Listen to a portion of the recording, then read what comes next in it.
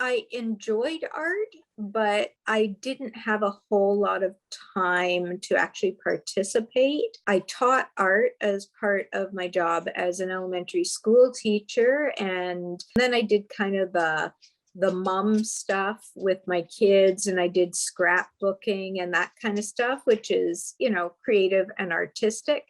So I did a little bit, but just didn't have time to do a whole lot.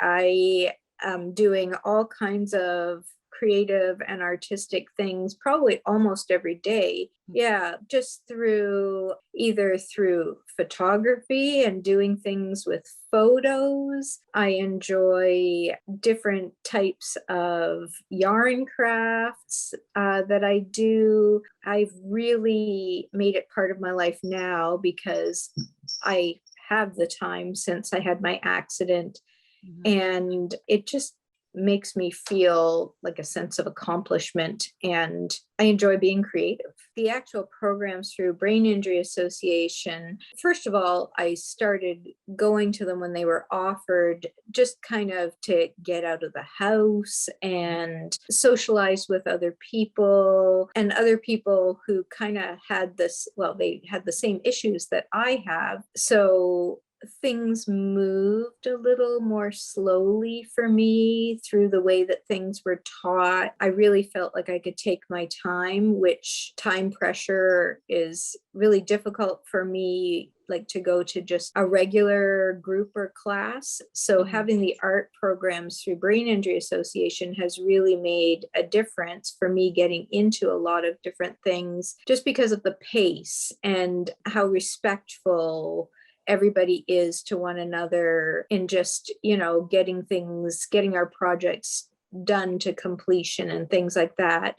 But then also it's introduced me to a lot of different things that I might not have done on my own, painting being one of them. I've never felt confident in painting actual things. I was more of an abstract kind of person. But now that I've done the paint nights and done them at the pace that they do them in the Brain Injury Association, I've really gotten into them, and now it's sparked some new interests for me in different forms of art.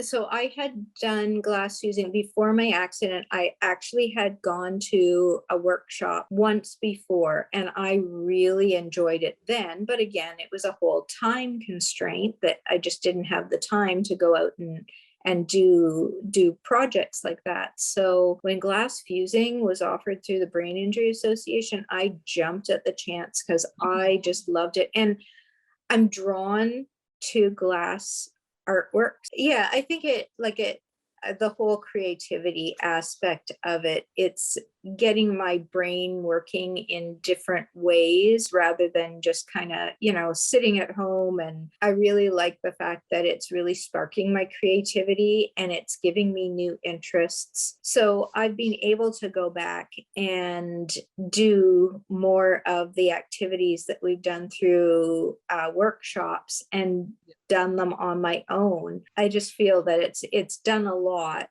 for me personally, just with growth, brain growth. But then also you've got the whole social aspect of the workshops as well. You're still doing it with other people, which you're making connections. And I go to a workshop and I know people because we're all at the workshops together, and we can talk, and we can, talk about daily life, but we can also talk about like different strategies that help us out in daily life because of our brain injuries. So I think that whole social connectedness really plays a part in those workshops as well. So my mom always was a knitter. My grandmother was a knitter. So they had taught me how to knit when I was a kid. After my head injury, I actually picked up on knitting for a little bit shortly after my injury, just because I thought, well, following patterns and things like that would be really good for my brain. But then I had an incident after my brain injury where I lost feeling on the right side of my body. So I thought, well, maybe crocheting might be a little bit easier for me. So just last year, I ordered some kits it was so much easier for me than knitting using two needles. Just using the one hook became so much easier.